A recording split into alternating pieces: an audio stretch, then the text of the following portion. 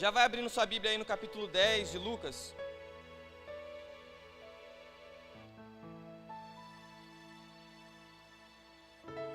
Hoje o tema da mensagem é Voltando ao Primeiro Amor.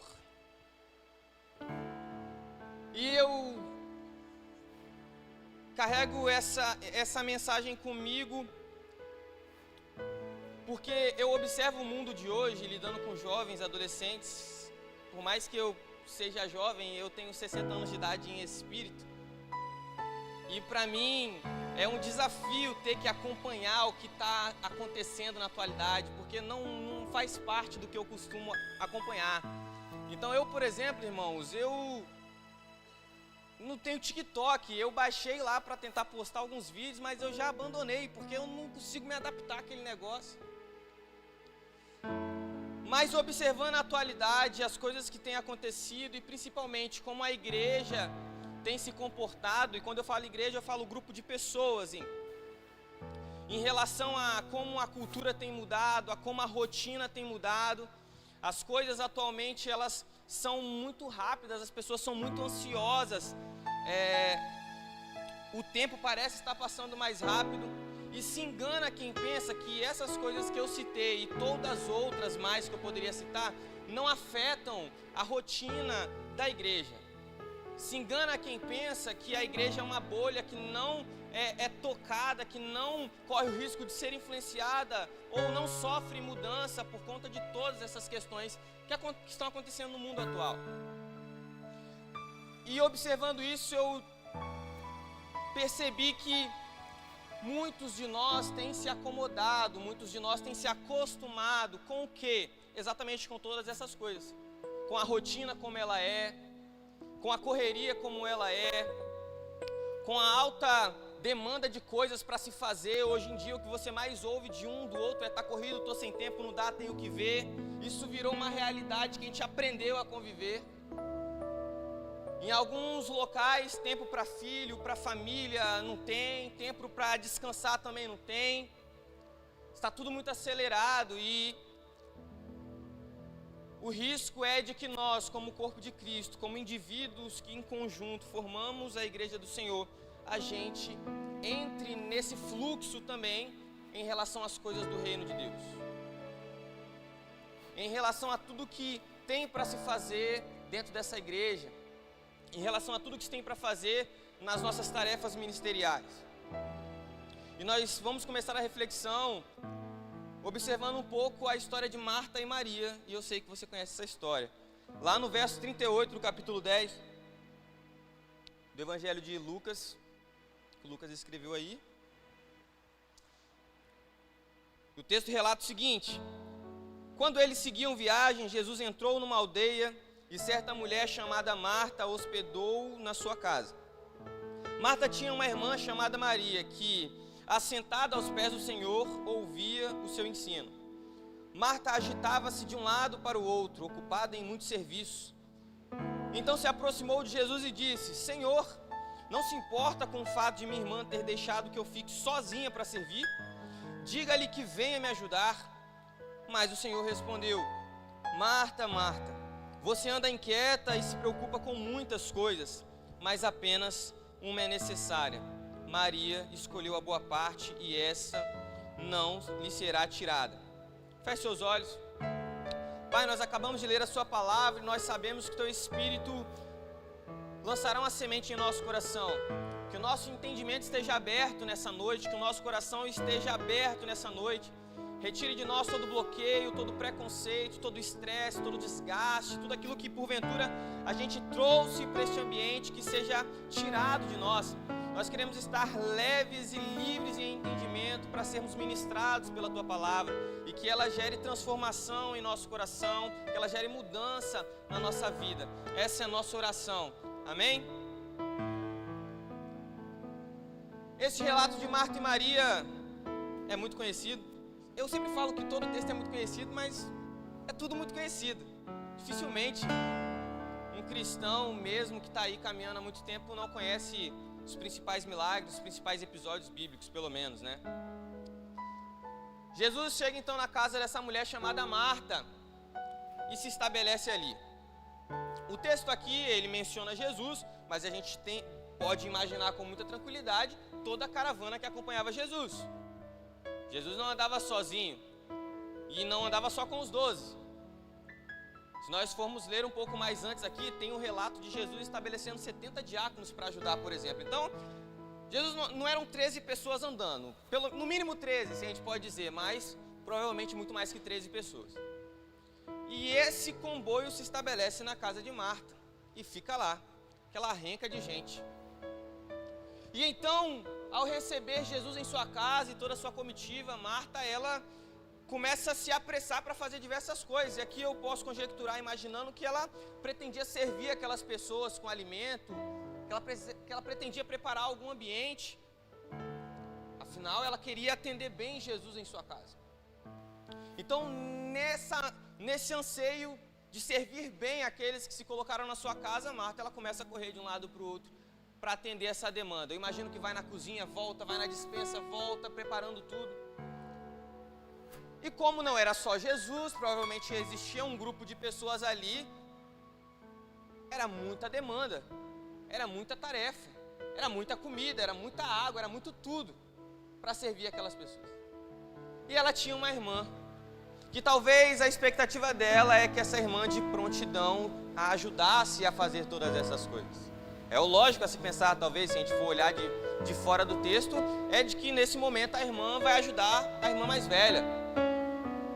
Só que não, essa irmã toma uma decisão muito diferente do que talvez Marta esperava, e talvez até muito diferente do que as pessoas que estavam ali esperavam. Afinal, uma mulher parou do lado de Jesus para ouvir seus ensinos. E Marta, ela fica um pouco, de certa forma, indignada com isso, a ponto de ir questionar Jesus. Jesus, mande que ela venha me ajudar. Você não está vendo aqui eu fazendo tudo, correndo de um lado para o outro? Ela poderia estar me ajudando. E Jesus, surpreendentemente, dá uma resposta que choca a lógica. Quando ele diz que, basicamente, todo aquele desespero, toda aquela ansiedade pelos afazeres, toda aquela preocupação não era tão importante quanto outra coisa que havia ali. E ela disse, ele disse, Maria escolheu a melhor parte e eu não vou tirar essa parte dela. Maria escolheu estar aos pés de Jesus, mesmo num ambiente lógico, mesmo na percepção lógica de ter muitas coisas para se fazer e de coisas que são necessárias para se fazer. Perceba que Jesus não fala que o que Marta estava fazendo não importava, não precisava ser feito. Mas ele deixa entender claramente que aquilo que ela estava preocupada não era o fundamental. E que Maria havia entendido algo que dela não seria tirado. E o primeiro entendimento que eu quero que a gente firme aqui é que mesmo que haja muitas coisas para se fazer, ainda que a demanda seja alta, e quando eu falo de coisas e demanda, eu falo de coisas relacionadas à vida da igreja, tá? Eu não estou falando da sua vida pessoal não, ainda que você possa colocar isso junto, eu estou falando daqui. Você que serve, você que está inserido aqui no nosso meio, interagindo de alguma forma com essa estrutura, você que trabalha a serviço do reino de alguma forma, eu quero que você fixe o entendimento nessas coisas. Ainda que tenha a sua vida pessoal. Mas eu quero que quando eu falar de coisas, de afazeres, de responsabilidades, pense nisso. Se você serve no ministério aqui, pense no ministério que você serve, em como é sua rotina. Se você não serve, te convido a servir que estamos precisando. Então, quando eu falar, você imagine isso. Jesus está dizendo para Marta, basicamente, que tudo aquilo que havia para ser feito, eventualmente, não poderia roubar dela a atenção do que realmente importava. Não devia roubar dela o foco daquilo que talvez houvesse de mais precioso naquele ambiente. E assim deve ser conosco. E eu costumo dizer que nos tempos atuais estamos sendo mais Marta do que Maria. Por que eu digo isso? Porque exatamente estamos, como eu comecei dizendo, na correria, cheio de afazeres, preocupados. As demandas são muitas, as coisas para se fazer são muitas, poucos são os disponíveis para fazer, e no meio dessa correria toda a gente talvez esteja se esquecendo daquilo que é mais importante, da melhor parte, daquilo que Jesus disse ser o necessário, que é estar aos pés dele. A opção de Maria, contrário da sua irmã, foi sentar aos pés de Jesus e aprender com ele, ouvir dele, estar próxima a ele, assim como os outros ali estavam, provavelmente. E tendo essa mesma oportunidade, Marta, por sua vez, estava mais preocupada com o que tinha que fazer. E isso não fez com que ela percebesse a oportunidade que estava na frente dela. E Maria percebeu. E nós hoje estamos muitas vezes sendo mais Marta do que Maria. As demandas são muitas, as coisas para se fazer são muitas, poucos são os que estão comprometidos. E nessa correria, nessa sobrecarga, nós estamos distraídos. Imagine que Jesus está sentado ao seu lado e ao invés de ficar ouvindo o que ele tem para te dizer, você está preocupado com o que você tem que fazer na escala de domingo, na de quinta que vem e nas reuniões que tem durante a semana. E veja que Jesus em nenhum momento disse que Marta tinha que abrir mão de fazer, ou que aquilo que ela estava fazendo não importava que fosse feito. Mas Jesus estava chamando a atenção dela dizendo, há algo que é mais necessário do que isso, há uma parte de estar no mesmo ambiente que eu, melhor do que essa, e Maria entendeu, Marta, e eu não vou tirar dela. Então a primeira coisa que a gente precisa entender é que a nossa vida em serviço na igreja não pode nos roubar dos pés de Jesus. Você não pode estar tão cheio das demandas para se fazer, da rotina para cumprir, a ponto de você não estar aos pés de Jesus. E esse é o perigo que nós vivemos nos dias de hoje.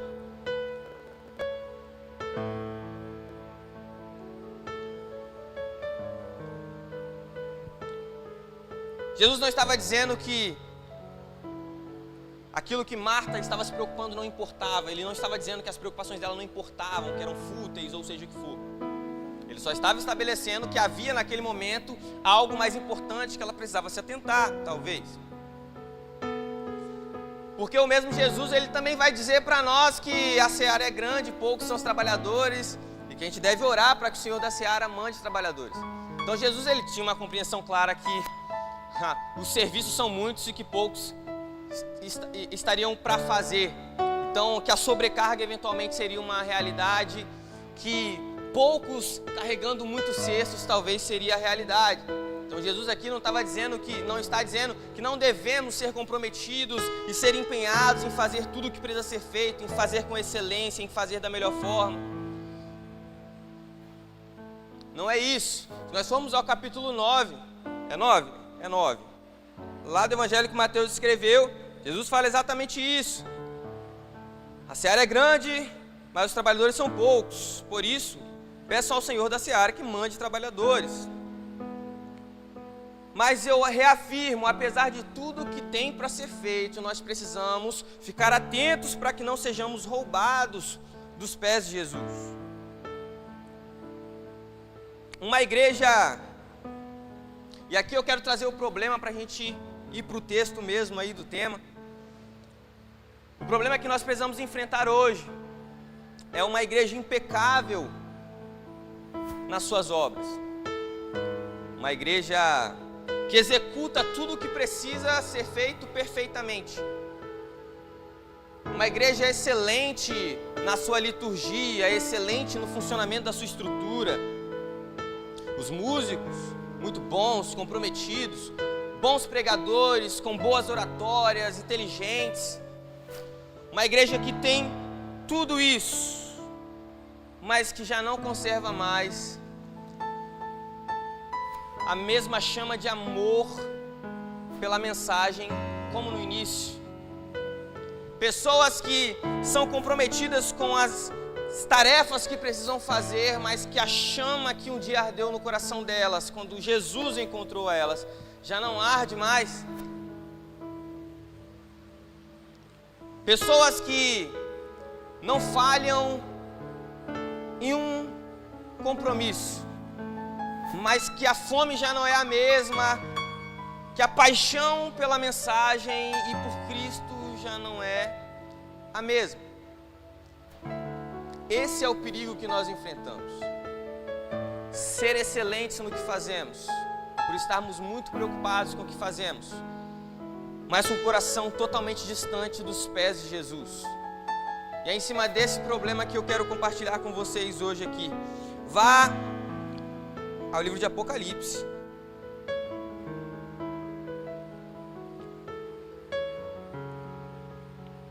Capítulo 2. Diante desse risco de ser uma igreja perfeita em tudo que faz, na mensagem que prega, mas que não ama ao Senhor como amou um dia. Diante desse perigo, a única saída é voltar ao primeiro amor. Livro de Apocalipse, capítulo 2. Nós vamos ler a carta que Jesus enviou à igreja de Éfeso. A partir do verso 1, Jesus diz o seguinte: ao anjo da igreja em Éfeso escreva: estas coisas diz aquele que conserva na mão direita as 7 estrelas e que anda no meio dos 7 candelabros de ouro. Conheço as obras que você realiza, tanto seu esforço como a sua perseverança.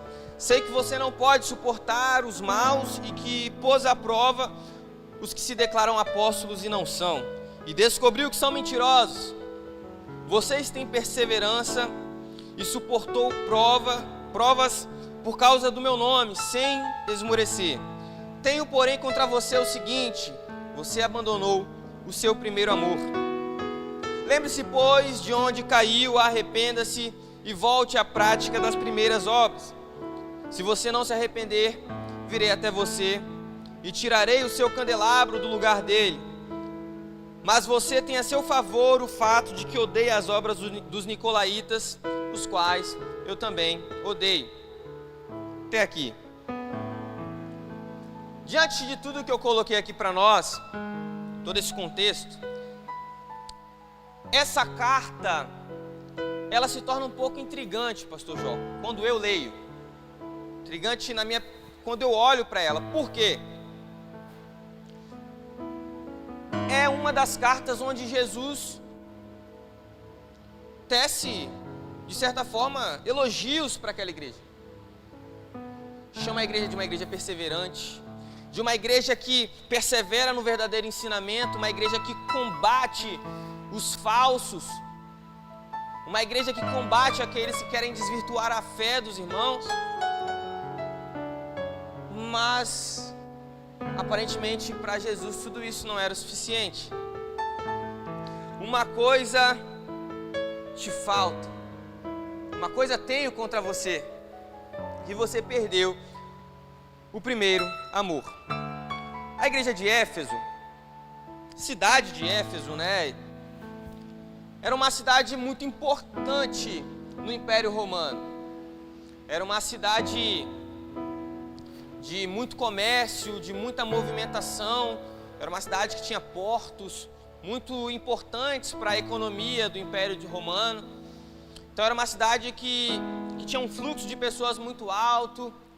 Nessa cidade tinha o famoso templo da deusa Diana, ou Ártemis, a deusa que era adorada por representar a fertilidade, de certa forma até a sexualidade.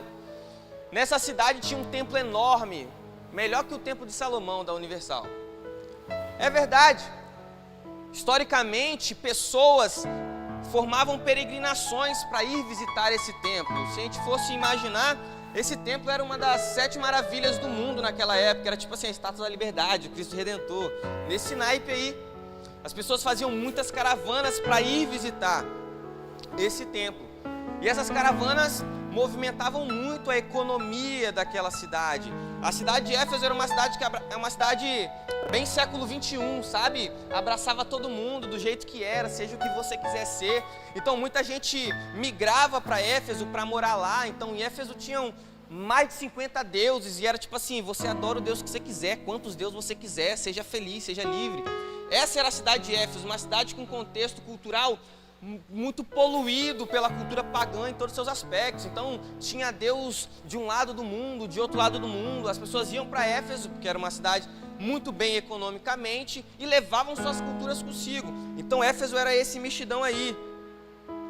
Então a ideia de você adorar um único Deus em Éfeso era meio absurda, porque não fazia parte do que eles acreditavam. Inclusive, antes de chegar a mensagem do Evangelho em Éfeso com Paulo, né? Já haviam judeus em Éfeso, e os judeus eram meio marginalizados, porque os judeus já adoravam apenas um Deus. Então eles já eram meio jogados de lado naquela cidade, porque eles achavam que o povo daquela cidade já achava estranho aquele povo que adorava só um Deus. A cidade de Éfeso era uma cidade com a economia muito movimentada pela religião. E vocês vão entender porque eu estou dando todo esse contexto aqui para vocês. O comércio de estatuetas, símbolos e tudo mais que vocês imaginarem relacionado a deuses era uma das principais fontes de receita e de trabalho para as pessoas daquela cidade. Então essa era Éfeso, uma cidade bem louca assim, se a gente for parar para observar. Então é para uma igreja situada nessa cidade que Jesus está escrevendo esse texto. E nessa carta, a primeira declaração de Jesus é reconhecer que a igreja de Éfeso era uma igreja perseverante, que se mantinha firme, sem esmorecer. Então a igreja de Éfeso era uma igreja que se posicionava contra a cultura daquela época. Então, enquanto havia um templo majestoso, um ponto turístico muito admirado naquela cidade, os cristãos amavam apenas a igreja do Senhor, e aquele templo não importava muito para eles. Enquanto existiam muitos deuses, muitos rituais místicos, muitas festas naquela cidade por conta da sua realidade cultural, os cristãos se preocupavam apenas com a palavra de Jesus, adoravam apenas a Jesus. Enquanto naquela cidade as pessoas eram muito apegadas a rituais místicos, a igreja do Senhor estava alicerçada apenas no poder do Espírito Santo. A igreja de Éfeso era uma igreja que confrontava falsos mestres, falsos ensinos, uma qualidade muito importante para uma igreja, vocês concordam comigo? Jesus diz isso, lá no verso 2 ele diz: sei que você não pode suportar os maus, e que pôs à prova os que declaram ser apóstolos e não são, e descobriu que são mentirosos. Lá no verso 6 também, Jesus diz: mas você tem uma coisa ao seu favor, o fato de que odeia as obras dos nicolaítas, as quais eu também odeio. Os nicolaítas, eles eram, em resumo, como pessoas que intencionalmente tentavam distorcer os ensinos da doutrina do Evangelho.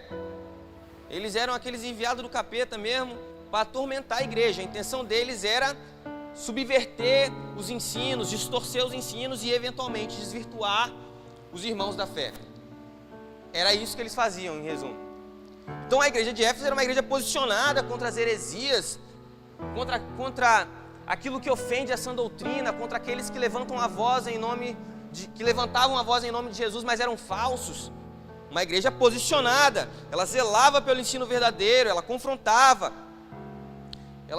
É uma igreja que odiava o falso ensino e os falsos mestres. A igreja de Éfeso era uma igreja que perseverava mesmo sendo perseguida. Como eu dei o contexto aqui para vocês,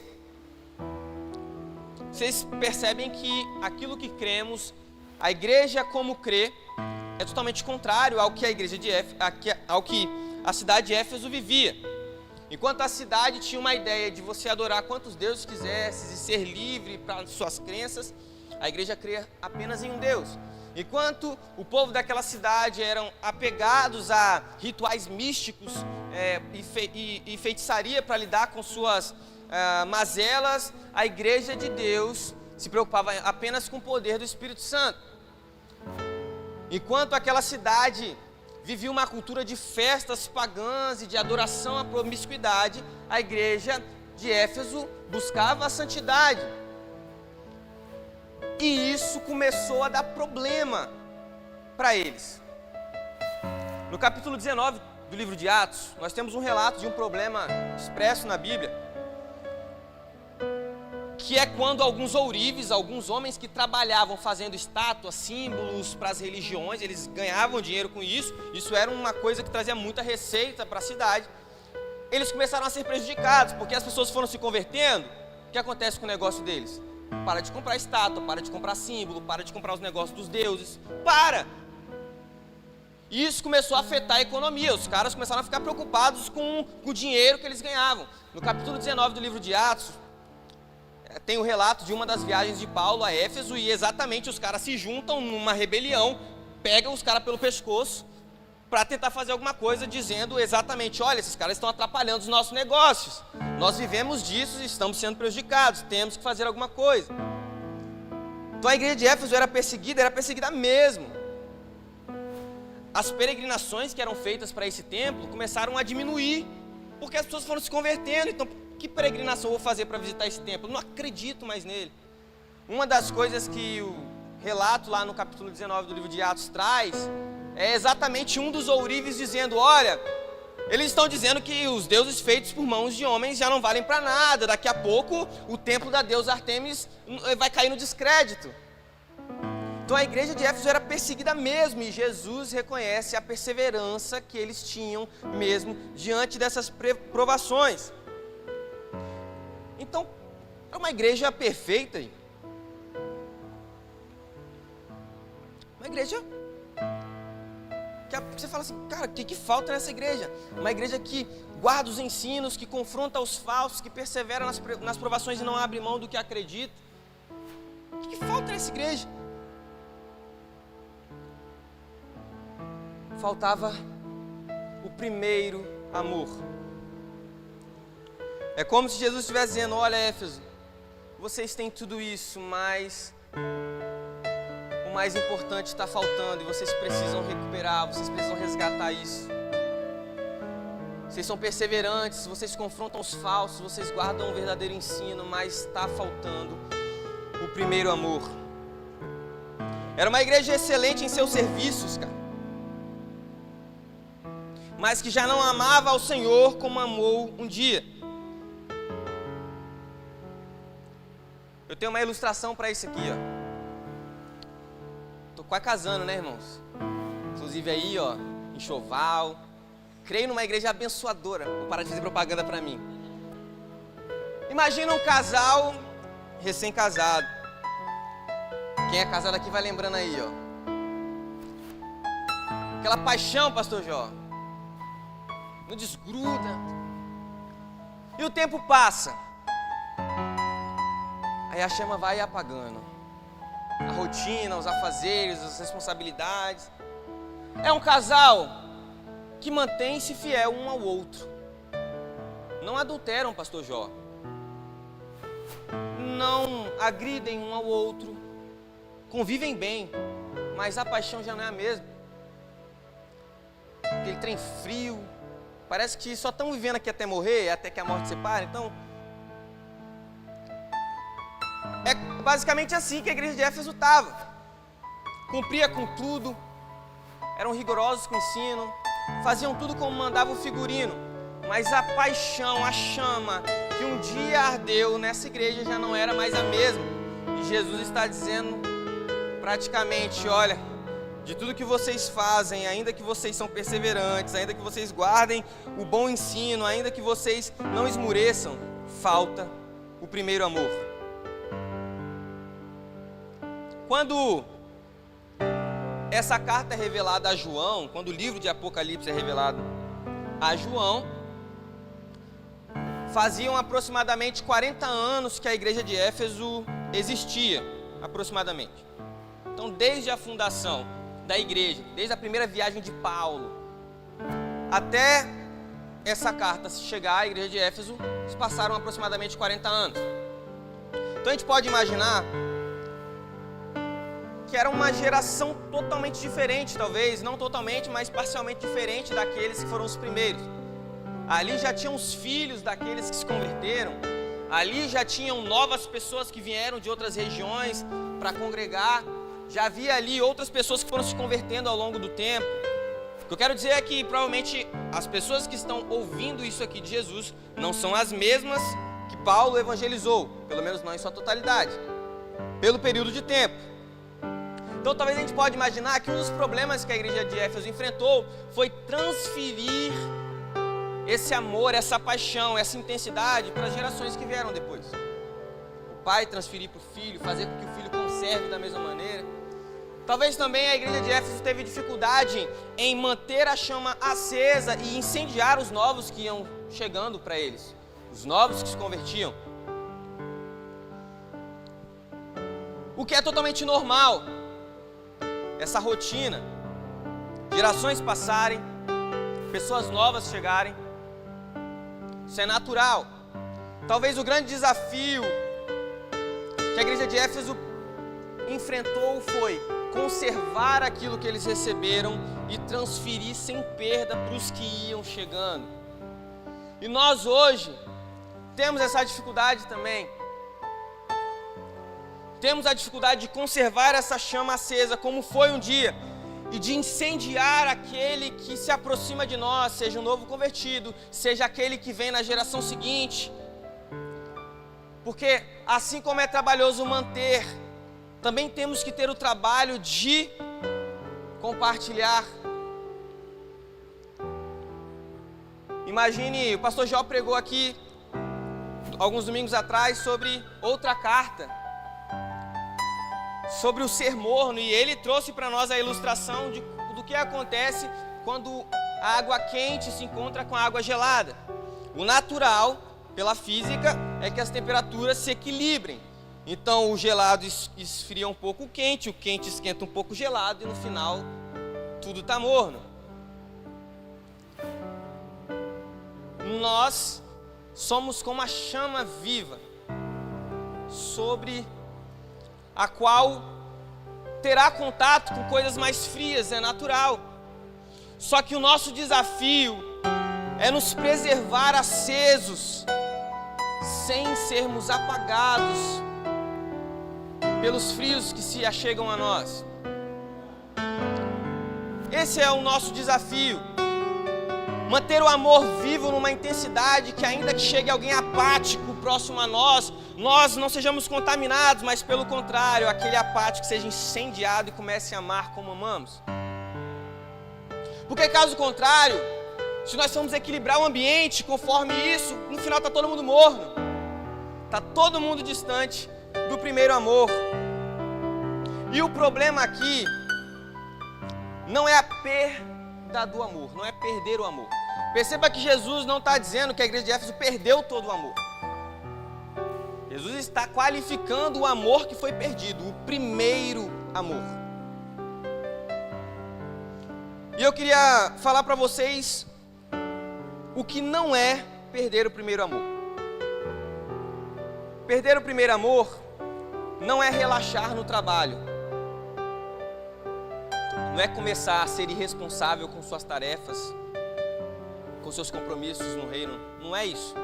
A palavra, quando Jesus fala bem assim, que reconheça o seu esforço, a palavra esforço e suas variações, no grego, peraí que eu não decorei não, no grego significa a palavra kopos, que traz a ideia clara de intenso trabalho. Então Jesus estava dizendo, olha, eu reconheço que vocês fazem um intenso trabalho, unidos. Então o problema não era relaxar no trabalho, a igreja de Éfeso era uma igreja intensa nos seus trabalhos, naquilo que precisava fazer. Então, perder o primeiro amor não é deixar de fazer o que tem que fazer no reino de Deus. Não é. Também não é perder o primeiro amor, desanimar. Por que não é?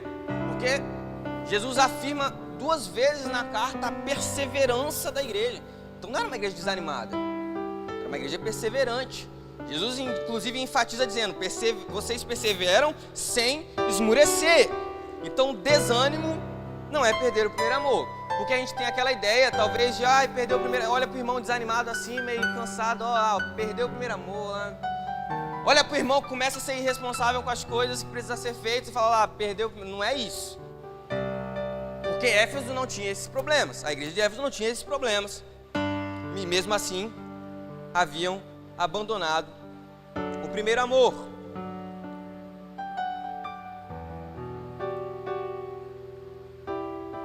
Perder o primeiro amor é exatamente não cultivar a mesma paixão que um dia tivemos. Lembre-se você de quando Jesus te encontrou, lembre-se você de quando tudo começou. Aquele anseio, aquele desejo, aquele amor, aquela paixão. O novo convertido, pastor Jó, que chega na igreja e quer fazer tudo e que a gente tem que frear ele e fala assim, calma meu filho, senão vai ter outro problema, Isso havia se perdido. A igreja era excelente em tudo que fazia, comprometida, perseverante, mas a chama de amor já não era mais a mesma. Talvez eles se acostumaram, talvez eles tenham se acomodado, talvez para eles essa vida de igreja havia se tornado só algo normal a se fazer. Eu vou no domingo porque eu tenho que ir, é culto. Eu vou na quinta, eu estou na escala. É isso. Estou fazendo tudo. Mas uma coisa talvez nos falte nessa noite. Lembra lá de Marta e Maria? De todos os afazeres que preocupavam Marta. Afazeres talvez muito importantes para aquele momento, para a boa intenção dela. Eu não consigo enxergar Marta mal intencionada.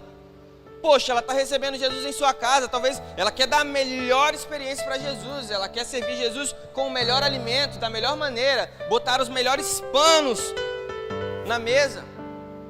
Eu não consigo imaginar que Marta estava mal intencionada, que Marta estava, ela só estava com o foco no lugar errado. E nós precisamos cuidar disso hoje como igreja. Nós precisamos cuidar para que os afazeres, as preocupações não nos deixem ansiosos ao ponto de que a gente perca o foco daquilo que realmente importa, daquilo que é a melhor parte. A parte que Jesus se negou a tirar de Maria, estar aos pés dele, junto com ele, ouvindo ele, participando com ele daquilo que ele quer construir. Talvez você seja hoje aqui como a igreja de Éfeso, cara. Excelente em tudo que faz, não falha em nada, não deixa nada a desejar, mas a paixão já não é a mesma como foi o dia, a chama já não está acesa na mesma intensidade como esteve um dia. Você ainda ama o Senhor, mas não é mais como foi um dia. E o convite de Jesus, na verdade, o apontamento claro de Jesus é dizendo, você precisa voltar a ser como era antes. Transformar essas brasas que estão quase se apagando em uma chama viva novamente. Não basta só ser comprometido, perseverante, zeloso com o ensino. Você precisa ser apaixonado pelo Senhor que um dia te encontrou. Nós não podemos permitir que tudo isso aqui nos roube da melhor parte. Porque no final, meu irmão, no final, não teremos mais isso aqui. Teremos apenas Jesus e uma eternidade pela frente. E o convite de Jesus é para que a gente viva esse entendimento desde já. Repito, não se trata de abrir mão de uma coisa em prol da outra, não se trata de deixar de fazer uma coisa para fazer outra. Jesus não está dizendo para a igreja de Éfeso, deixa de ser perseverante e volte a me amar, deixe de zelar pelos verdadeiros ensinos e volte a me amar, deixe de resistir. Jesus não está falando isso. Jesus está falando, de tudo isso falta uma coisa. De tudo isso, uma coisa vocês perderam e vocês precisam voltar a ela. E o voltar ao primeiro amor não é deixar de ser como está sendo. É acrescentar, é resgatar, é complementar e viver a plenitude daquilo que podemos viver como igreja no Senhor. Lembre-se, pois, de onde você caiu. Arrependa-se e volte à prática das primeiras obras. Com toda certeza, voltar ao primeiro amor, voltando com as práticas das primeiras obras, está estritamente conectado com voltar a fazer o que fazíamos e talvez já não fazemos mais.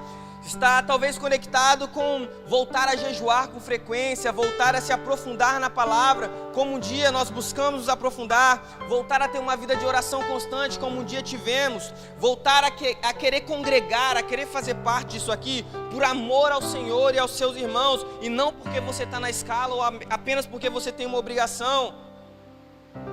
Talvez você esteja vivendo um momento onde, se você não estivesse na escala, nem para o culto você vinha. Mas você é tão responsável, comprometido, que mesmo contra a sua vontade, você vem. E o que nós precisamos entender é que não deve ser assim. O motivo de queremos estar aqui, de queremos fazer parte disso, estarmos comprometidos com todas essas obras, é amar ao Senhor de uma forma excepcional, extraordinária, que transcenda tudo aquilo que talvez possa termos de bom em nós. Porque havia muitas coisas de bom na igreja de Éfeso, mas não havia o que mais importava. E talvez nós sejamos hoje um saco de boas coisas, mas não estamos contendo em nós aquilo que realmente importa. Fique sobre seus pés. Quero orar com vocês. E eu faço esse apelo a nós nessa noite. Que nós olhemos para dentro do nosso coração e façamos um julgamento sincero. O ponto aqui não é se nós estamos sendo comprometidos, responsáveis, perseverantes, zelosos. O ponto aqui é se junto com todas essas coisas ainda arde no nosso coração um amor como ardeu um dia. Não permita que todas as preocupações com os afazeres te impeçam de usufruir da melhor parte, como estava impedindo Marta, cara. E eu digo mais, não permita que talvez as suas boas intenções, porque Marta tinha boas intenções, eu acredito nisso, não permita que as suas boas intenções te roubem também daquilo que realmente importa. Senhor, eu quero orar com a Tua igreja nessa noite, Pai. Eu quero pedir que o Senhor traga ao nosso coração clareza da Sua vontade. Traga ao nosso coração o arrependimento, se necessário for. Se porventura nós estamos sendo aqueles que fazem tudo o que precisa fazer, mas não Te amam como amaram um dia, que essa paixão seja reacendida pelo Teu Espírito Santo, Pai. Que nós venhamos nos arrepender e voltar à prática das primeiras obras. Tenha misericórdia de nós, Pai, porque talvez estejamos sendo irrepreensíveis em tantas coisas, mas já não Te amamos mais como amamos um dia.